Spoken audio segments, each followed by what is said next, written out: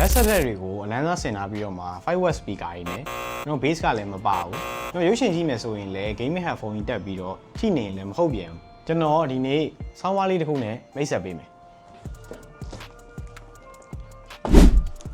သူက Singapore brand Creative ကနေထုတ်တဲ့ Creative State Pro 2.1 ဆောင်းပါးကွန်ပျူတာအတွက်ပဲတည်တယ်မဟုတ်ဘဲနဲ့ကျွန်တော်ဖုန်းနဲ့ချိန်မလား TV နဲ့ချိန်ပြီးတော့ရုပ်ရှင်တွေကြည့်မလားဘောလုံးပွဲတွေကြည့်မလားကျွန်တော်အိမ်မှာ home theater set လေးလုပ်ချင်တဲ့လူတွေအတွက်ဒါလေးကကွက်တီပဲကျွန်တော်ဒါလေးကိုဘာလို့ညွှန်းပေးလဲဆိုတာကိုစက်ကြည့်လိုက်အောင်အရင်ဆုံးဒီ State Pro က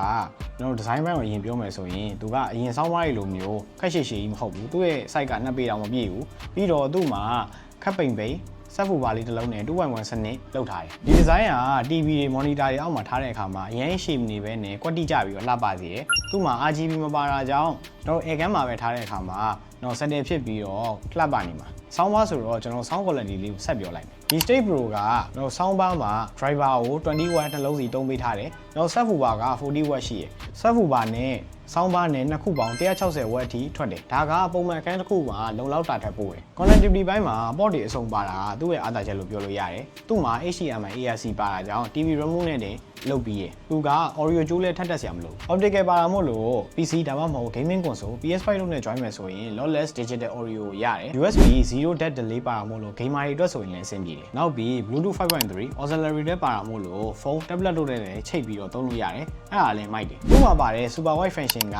အတန်ကိုခန်းထဲမှာပြန့်သွားအောင်လုပ်ပေးတာဆိုတော့ကိုဘေးနာကြားနေရလူမျိုးခံစားရတယ်ကျွန်တော်တို့သူက default အနေနဲ့ပိတ်ထားပြီးတော့ကျွန်တော်နီးယားနဲ့ fast ဆိုပြီးတော့ mode နှစ်ခုရှိရယ်နောက်အလုပ်စပွဲပေါ်မှာကွန်ပျူတာနဲ့တွဲသုံးမယ်ဆိုရင်နီးယားအဆင်ပြေပြီးတော့ကျွန်တော် TV နဲ့ချိတ်ပြီးတော့သုံးမယ်ဆိုရင် fast mode ကပို့ပြီးတော့အဆင်ပြေတယ်နောက်ထောင်ကြည့်ရတဲ့လောက်တော့သူ့ရဲ့ default mode မှာ mirrorage အားကောင်းတယ်သူက base နဲ့ travel လေးတွေနည်းနည်းနဲတယ်သူ့ရဲ့ remote နဲ့ base နဲ့ travel လေးတင်လိုက်မယ်ဆိုရင်တော့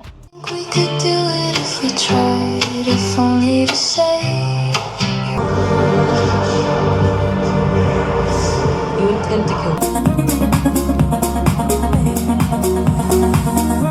ပုံမထိမိတဲ့အရာသာပဲ base က standard base လို့ခေါ်တယ်ရင်ဘတ်သေးဒီတုံခါသွားစီတဲ့အရာသာမျိုးကိုခံစားရတယ် travel တွေကလည်းပို့ပြီးတော့ကြည်လင်ပြတ်သားလာပြီး instrument separation ကပုံမသိတာလာစေတယ်ဒါက creative က tuning ကိုကောင်းကောင်း handle လုပ်နိုင်တဲ့အချက်ပဲတကယ်ပြောရရင် creative state pro က multimedia consumption တွေ sound quality ကောင်းကောင်းပေးနိုင်ပြီးတော့သူ့အတန်လည်းကျဲတယ်အတန်ကျေတာမှာ volume 20လောက်ပဲထားပြီးဖွင့်ရင်တော့မှဘေးအင်ကကြားလောက်တဲ့အထိကိုကျဲတယ်ဒီကုန်းချုပ်အနေနဲ့တော့ဒီလိုတည်သက်တဲ့ design zero delay နဲ့ gaming experience ဘေးစားကောင်းတဲ့အတန်ထွက်တွေကိုဒီလို option တွေထဲမှာရှားဖို့ဆိုတာခက်တယ်ကျွန်တော်တို့အိမ်ရောက်လို့ကွန်ပျူတာလေးဖွင့်ပြီးတော့ game လေးပဲဆော့ဆော့မိသားစုတွေနဲ့ရုပ်ရှင်ပဲကြည့်ကြည့်ကျွန်တော်တယောက်တည်းပဲသချင်းတွေဖွင့်ပြီးချေချေ creative ရဲ့ state pro လေးကရွေးတဲ့နယ်ထဲမှာပါတယ်ဆိုတော့ audio experience ကိုအဆင့်မြင့်ဖို့စဉ်းစားနေပြီလားCreative ရဲ့ soundbar နဲ့ speaker တွေကိုကျွန်တော်တို့ရဲ့ in-one idea မိုဘိုင်းကုန်တယ်လန်းဆိုင်ခွဲစိတ်ကန်းသာလန်းဆိုင်ခွဲဦးချင်းမောင်လန်းဆိုင်ခွဲရောက်တကုံပင်လုံလန်းဆိုင်ခွဲနဲ့ဆိုင်တီကြီးဖြစ်တဲ့၄000ကန်ဆိုင်ခွဲတွေမှာဝယ်ယူလို့ရနေပါပြီနောက် video တွေမှာတွေ့ကြတာပေါ့